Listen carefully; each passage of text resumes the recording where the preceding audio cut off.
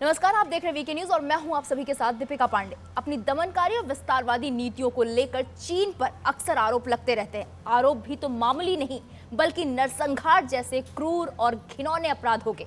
लोगों का कहना है कि लेकिन फिर भी ड्रैगन अपनी हरकतों से बाज नहीं आता।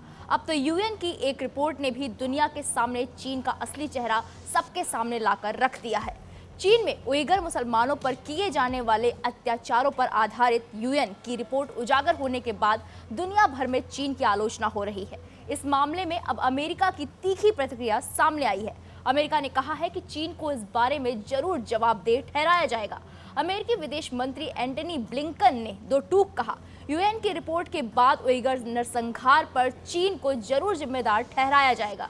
दरअसल यूएन चीफ एंटोनियो गुटेरेस ने चीन से यूएन की रिपोर्ट की सिफारिशों का पालन करने के लिए कहा था, जिसमें शिनजियांग प्रांत में उइगर मुस्लिमों और अन्य अल्पसंख्यकों को यातना देने और उन्हें जबरन श्रम में धकेलने के आरोप लगाए गए हैं।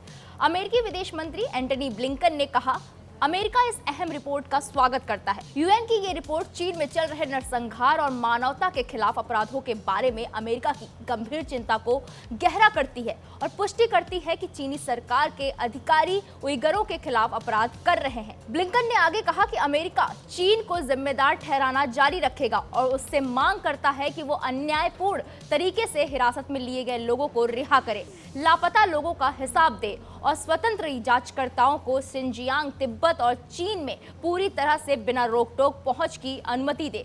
बता दें कि चीन के शिनजियांग प्रांत में उइगर और अन्य अल्पसंख्यकों पर होने वाले अत्याचारों के बारे में संयुक्त राष्ट्र की रिपोर्ट का लंबे समय से इंतजार किया जा रहा था।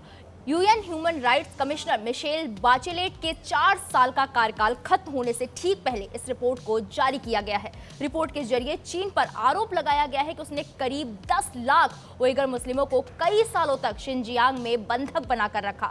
रिपोर्ट में यह भी दावा किया गया है कि चीन में मुस्लिम समुदाय के खिलाफ यौन और लिंग आधारित हिंसा अपराध किए गए। साथ ही उइगरों को हिरासत में रखकर यातनाएं भी दी गई और उनकी जबरन नसबंदी की गई। ह्यूमन राइट्स एक्टिविस्ट का मानना है कि इस रिपोर्ट के उजागर होने से चीन का असली चेहरा सबके सामने आ गया है, वो भी यूएन जैसी अंतर्राष्ट्रीय संस्थान के ठप्पे के साथ। आपकी इस खबर पर क्या राय है, हमें कमेंट बॉक्स में जरूर बताइएगा। फिलहाल के लिए इस खबर में इतना ही। बाकी बड़ी खबरों के लिए आप देखते रहिए वीके न्यूज।